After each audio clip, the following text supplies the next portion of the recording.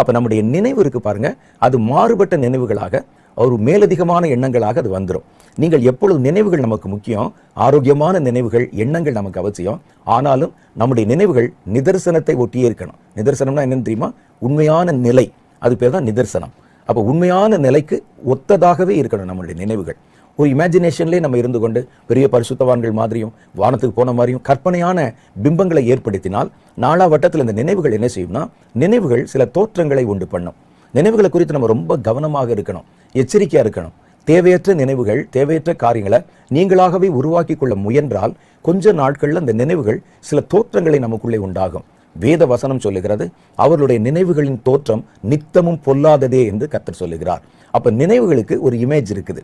இது என்ன செய்யும்னு சொன்னா, நம்ம அப்படி நினைக்க நினைக்க நினைக்க நம்முடைய உள் மனதின் ஆழத்தில் அது தங்கி கொண்டு இதுதான் நீ என்பதை போல ஒரு கற்பனை பிம்பத்தை நமக்குள்ளே உருவாக்க ஆரம்பிச்சிடும். அதுக்கு பிறகு ஜெபம் பண்ணும்போது தேவ தரிசனங்களை காண்பதை போலவும், கர்த்தர் நம்மிடத்தில் பேசுவதை போலவும், பரலோகத்தை நம்ம பார்த்த மாதிரியும், இயேசு நடப்பது மாதிரியும் பல பிம்பங்கள் நமக்கு தோன்ற ஆரம்பித்திரும். இதெல்லாம் ஒரு சைக்காலஜிக்கலா தோன்றுகிற எஃபெக்ட்ஸ்.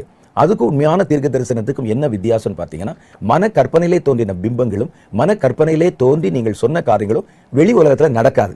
ஆனால் தீர்க்க தரிசனம் என்றால் கர்த்தர் உங்களுக்கு வெளிப்படுத்தி காண்பித்த காரியங்கள் சொன்ன மாதிரியே நடக்கணும். ஒருவன் என் நாமத்தில் தீர்க்க தரிசனம் சொல்லி அது நடக்காமல் போனால் நீ அவனுக்கு பயப்பட வேண்டாம், நான் அவனை அனுப்பவில்லை என்று கர்த்தர் நமக்கு சொல்லி வைத்திருக்கிறார்.